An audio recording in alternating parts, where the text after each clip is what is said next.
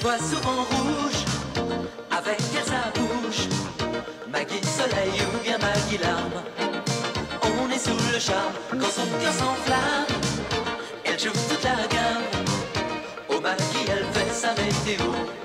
Chez elle il fait toujours beau. En robe de soir, en pyjama. Elle est la même. Elle change de crème, elle change d'extrême. Mais elle change pas. Maggie le jour, Maggie la nuit. C'est un poème. Un peu beaucoup à la folie. C'est elle qu'on aime. Maggie, Maggie, Maggie, voilà Maggie.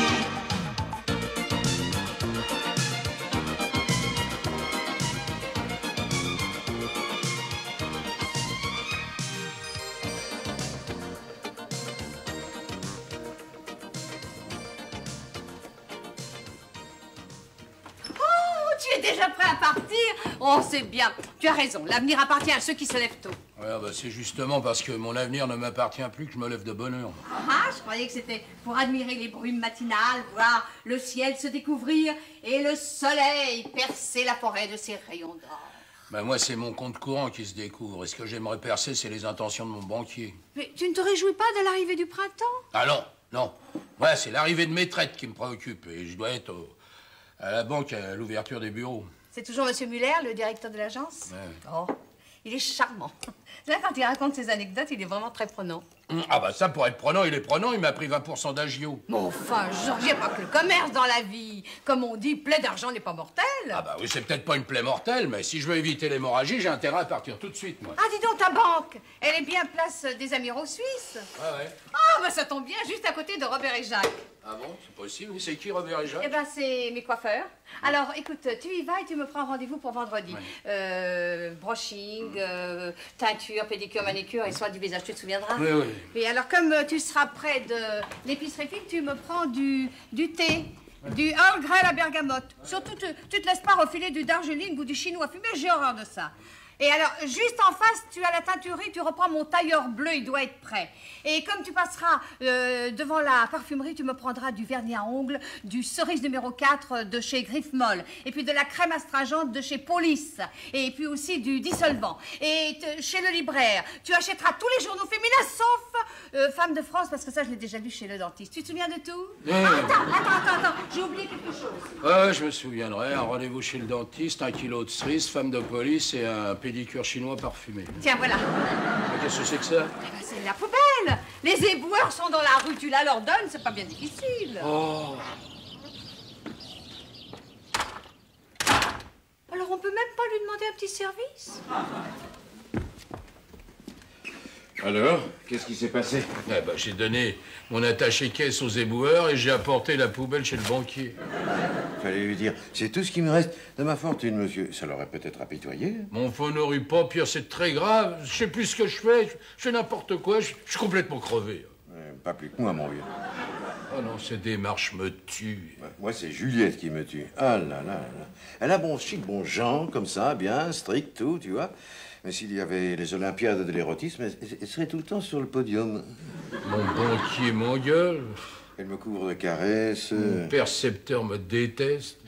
Elle m'adore.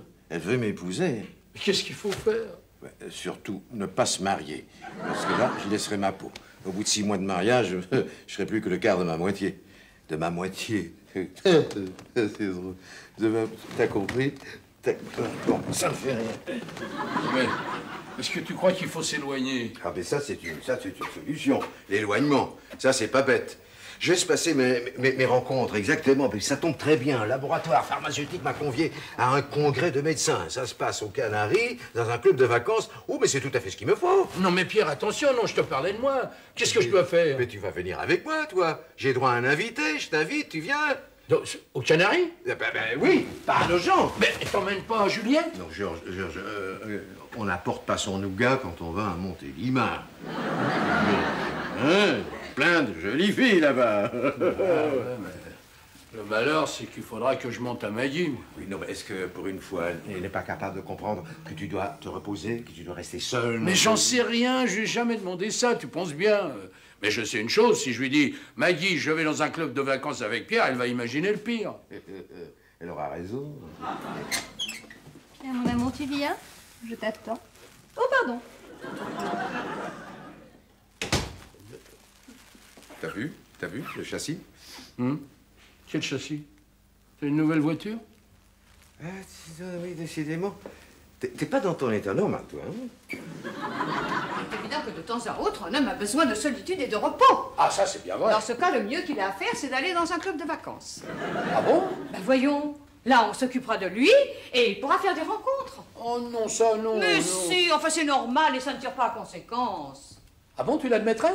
Bah, voyons, enfin, genre, tu sais bien que j'ai l'esprit large. Ah, ben j'en suis ravi.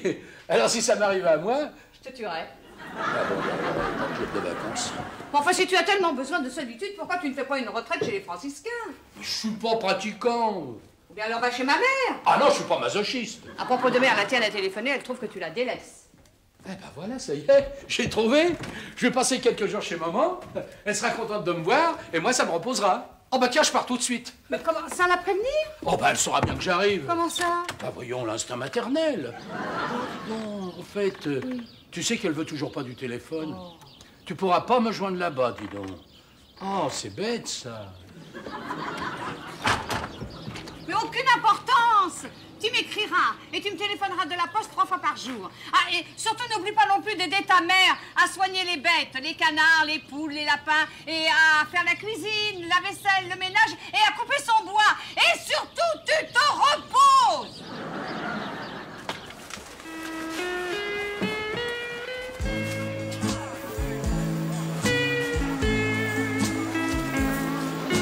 Tu te reposes, hein, mon grand?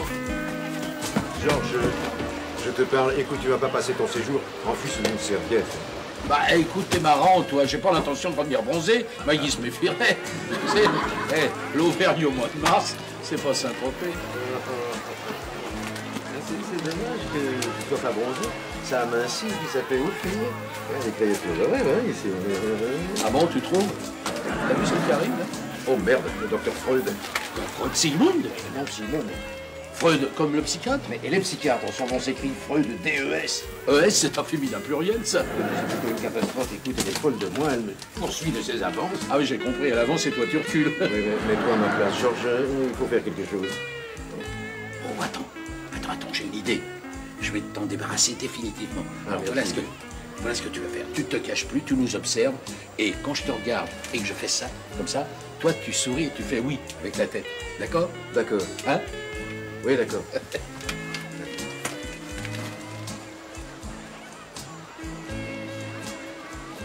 Maintenant, ça suffit maintenant.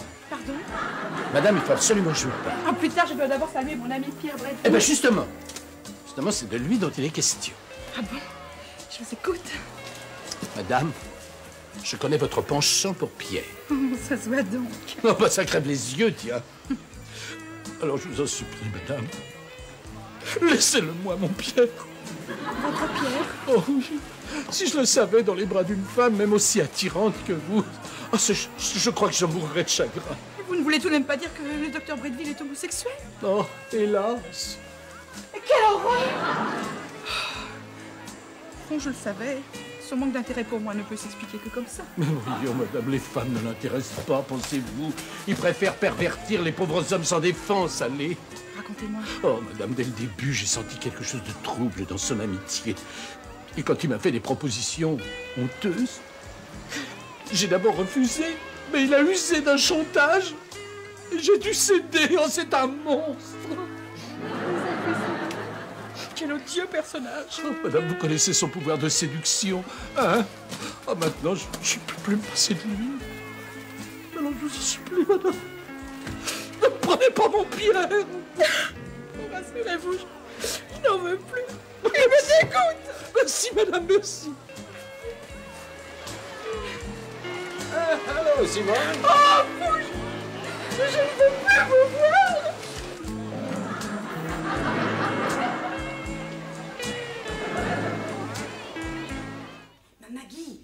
quelque chose de grave à vous dire.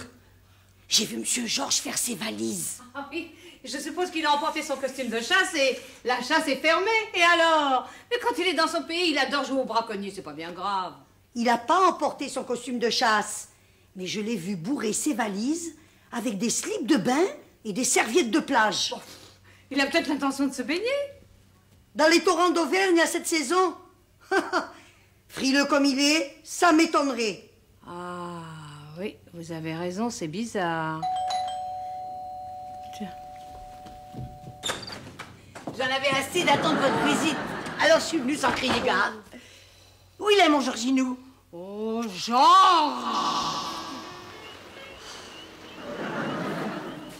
Alors, mon Pierrinou, on fait la gueule à son petit Georges? Arrête. Ces manières m'agacent. Oh, bah dis donc, c'est avec ces manières que je t'ai sauvé du docteur Freud. Oui, peut-être bien, mais maintenant j'ai une réputation épouvantable au sein du corps médical. Ah bon? Et en plus, dès que je m'approche d'une jolie fille, elle s'enfuit en riant. Non. Mais tu m'avais toujours dit que pour plaire aux filles, il fallait les faire rire. Pas comme ça. Ah bon? Tu vas leur expliquer. Ah non, bah, pas maintenant. Alors, j'ai demandé la communication avec le Vésinet, on va me le passer d'un instant à l'autre. Maggie attend mon coup de fil avec impatience.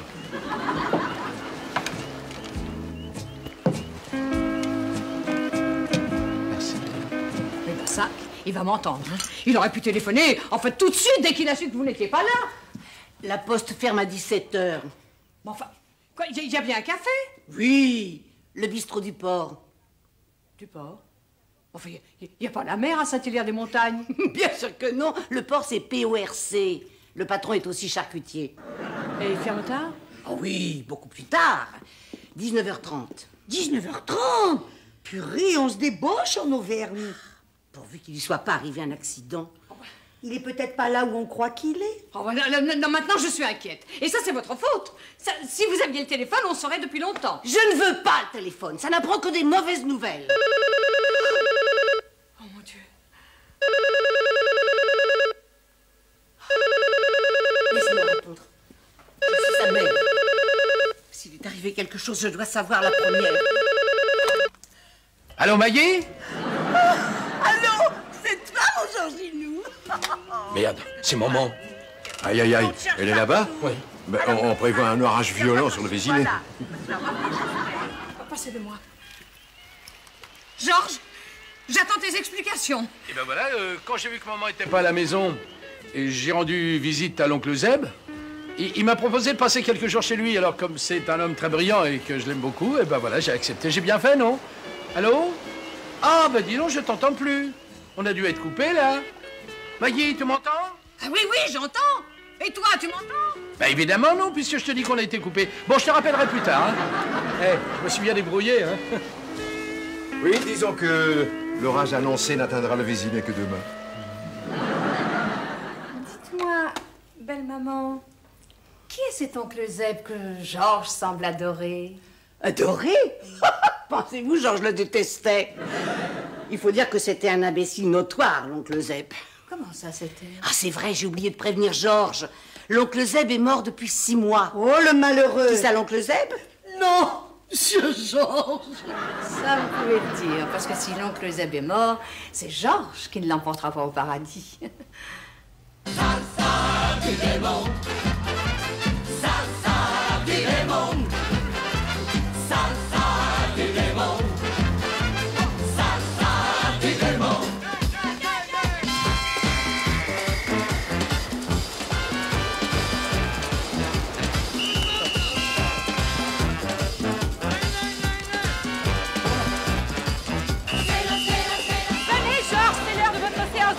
Oh non, non, Oh, mais si, venez, j'ai promis de vous guérir et je vous guérirai. mais je suis pas malade, moi. Et vous êtes homosexuel, Georges! Non, enfin, je veux dire, j'avais oublié.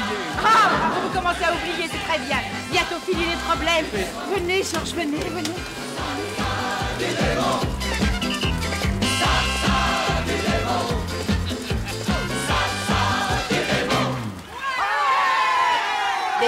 Des problèmes dans un couple, ça se règle à 2.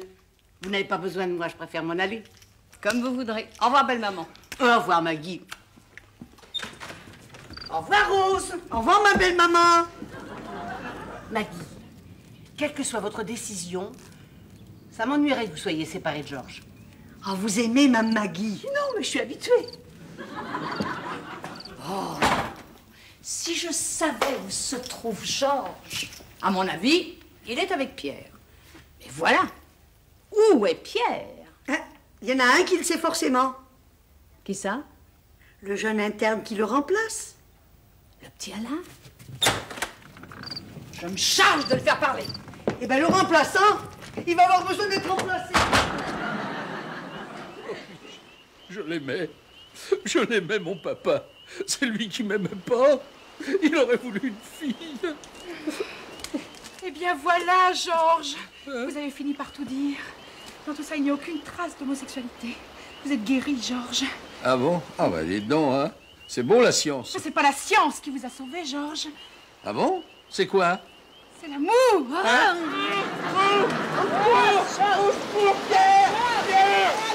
Aïe!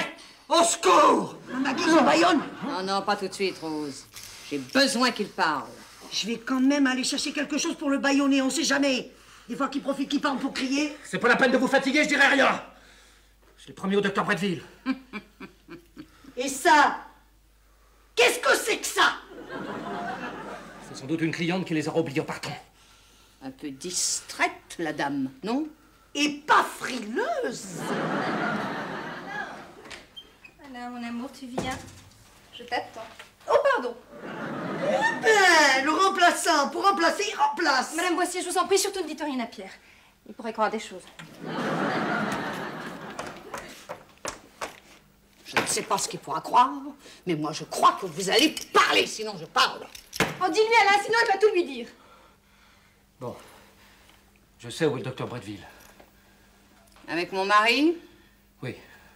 Vous avez son téléphone? Oui. Oui, alors appelez-le. Et donnez l'appareil à Rose. Profitez-en pour lui dire que je pense bien à lui.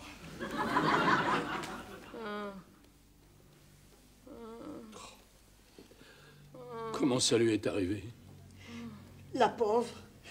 Elle s'est effondrée quand elle a su que vous étiez dans ce club de rencontres. Non, mais c'est pas un club de rencontres, Rose. C'est un club de vacances. Et alors? En vacances, on peut pas faire des rencontres, peut-être? Alors, quand elle a pris son infortune, vaincue par la douleur, elle a perdu connaissance. Et depuis, elle ne bouge plus. Elle ne parle plus. On dirait une statue.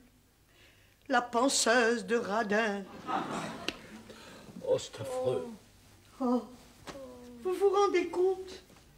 Une femme qui était tellement bavarde que la Marie Bignol à côté, on aurait dit le mime Marceau. Des fois, elle m'empêchait de travailler en me racontant tous les ragots du quartier. Comme si ça m'intéressait. Et après, elle s'étonnait que le ménage soit pas fait. Oh. Enfin, moi, je peux pas écouter et passer le balai en même temps. Mais à votre avis, elle comprend ce qu'on dit? Pas plus qu'avant. Pardon? Non, je veux dire, Mme Maggie, elle a des choses qu'elle a jamais bien assimilées. La diminution du pouvoir d'achat, la revalorisation des salaires, par exemple. Elle comprend pas. Mais juste avant l'accident, elle était consciente? Complètement, complètement. Elle m'a même augmenté mon salaire de 10%. Et maintenant, elle ne peut plus parler, la pauvre. Plus du tout. Alors que moi, je peux. Oh, Rose, j'ai honte. C'est de ma faute, tout ça. J'aurais pas dû aller là-bas. Mais enfin, monsieur Jones, qu'est-ce qui vous a pris? C'est le démon de midi et quart ou quoi? Non, non, Rose, c'est le stress. Les ennuis à la maison, au magasin, la fatigue.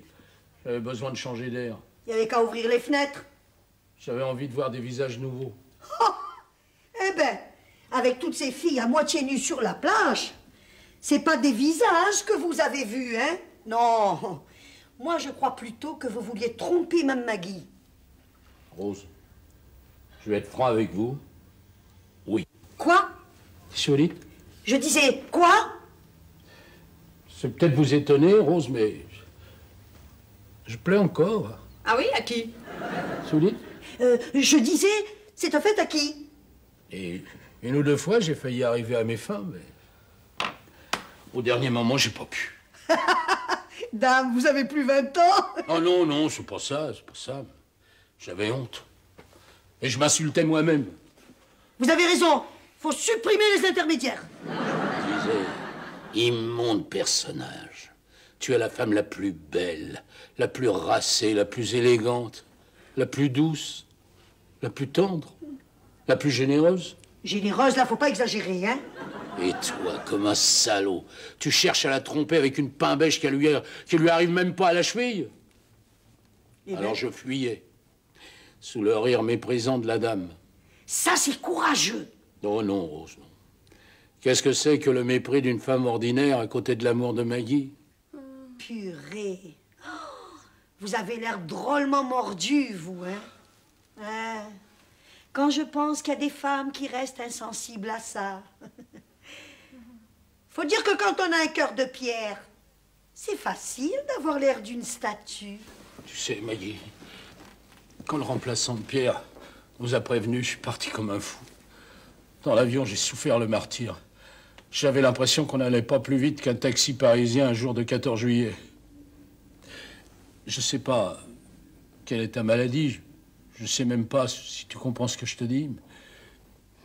Mais je peux t'assurer que si tu guéris pas, je mourrai de chagrin. Oh, mon nounou! Non! Tranquillise-toi, mon chéri. Même si j'avais été en danger, la déclaration que tu viens de faire m'aurait sauvé. Quoi, t'étais pas malade? Malade, moi, jamais! Alors t'as fait semblant? Mais bien sûr! Pourquoi? Mais pour te confondre, mon chéri, pour entendre de ta voix l'aveu de ta faute. Mais rassure-toi, je te pardonne. Ah, tu me pardonnes? Tu me pardonnes quoi? Hein? Le désespoir qui m'a rongé? Le souci que j'ai fait et que j'ai eu pour toi? Hein? Eh ben moi, je te pardonne pas. Je te pardonnerai jamais de t'être amusé à me faire souffrir simplement pour assouvir ta jalousie morbide. Tu sais ce que tu es? Un monstre d'égoïsme, une mégère qu'on n'a même pas envie d'apprivoiser. Et toi, tu n'es qu'un obsédé sexuel, un donjon de banlieue, un séducteur de vieilles filles déliquescentes. Qu'est-ce qui lui arrive? Qu'est-ce qui lui arrive? La pauvre femme, elle est perturbée par les scènes que tu me fais à tout propos. Je fais des scènes, moi? Parfaitement. Et tu verras qu'un jour elle se lassera et elle nous quittera. On peut vivre sans Rose, hein? Et ouais, elle fait partie de la famille maintenant. Bon, écoute, va chercher de l'eau de Cologne, on va lui frictionner les tempes, ça va la ranimer. C'est une femme admirable, intelligente, dévouée. Dommage qu'elle travaille si mal. Ah, rassure-toi, Georges, j'ai eu le professeur Levasseur au téléphone. Les troubles psychomoteurs dont souffre Maggie sont dus à un choc émotionnel. Ah, c'est sans gravité, d'ailleurs, il nous envoie un spécialiste. Non mais rassure-toi, Pierre, Maggie va très bien. Ah, dis donc, pourtant, qu'est-ce qu'elle a changé? Mais voyons, c'est Rose. Ah ben oui. Ah oui, qu'est-ce qu'elle a? Ah, la fatigue. Ah, c'est curieux, la manière dont elle travaille, ça devrait pas la fatiguer, vraiment. Ah non, pas vous, docteur. Ma Maggie, elle a le droit de me critiquer. Elle a tort, mais elle a le droit. Mais comment, Rose? Vous m'aviez entendu, vous n'étiez pas évanouie? Bien sûr que non. J'ai fait semblant pour créer une diversion et pour vous empêcher de dire des choses irréparables. Oh, merci, Rose, c'est très gentil, mais rassurez-vous, il n'y aura plus jamais de scène, je le jure, sur la tête de Georges. Eh ben moi non plus, plus jamais de scène, je le jure sur la tête de Pierre. Oh, me voilà rassuré. Oui, pas moi. Je crains pour ma tête. Rose, vous voulez ouvrir? Rose, écoutez, vous voyez bien que votre présence ici n'est plus indispensable. Ah bon? Parce que la vôtre, elle est indispensable. Mais moi, c'est différent. Partout, il y a un danger de conflit, une assistance médicale nécessaire. Je suis un peu leur Croix-Rouge personnel.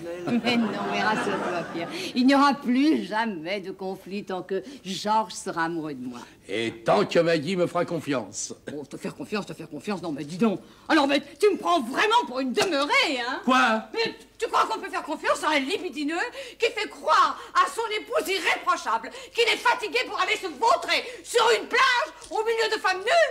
Mais qu'est-ce que tu penses de l'épouse irréprochable qui pousse son mari au désespoir en inventant une maladie bidon pour se venger cruellement d'une faute qu'il n'a pas commise? Eh ben, je pense qu'elle a raison. Eh ben, moi, je pense que c'est une folle, dangereuse. Dangereuse sûrement, tiens! Non, t'aurais pas dû. Écoute, c'est malin. Maintenant, on n'a plus de poste de secours. Pardon, parce que ça soulage. Tu sais que t'es un danger public, toi. Et on le dit beaucoup. Ça te fait pas peur? Non. J'aime vivre dangereusement. Oh, mon héros! N'empêche qu'on ferait bien de t'enfermer. Tu oserais m'enfermer, toi? Oui. Dans mes bras. Le docteur Simon de Freud. Quoi? Georges, mon amour, où étais-tu? Je te cherchais partout. Au secours! Georges! Au secours! Au secours! Georges! Je sens que je vais avoir une rechute. Elle voit souvent rouge, avec elle sa bouche. Maggie soleil ou bien Maggie larme. On est sous le charme quand son cœur s'enflamme. Elle joue toute la gamme. Au Maggie, elle fait sa météo. Chez elle, il fait toujours beau. En robe de soir, en pyjama. Elle est la même. Elle change de crème, elle change d'extra.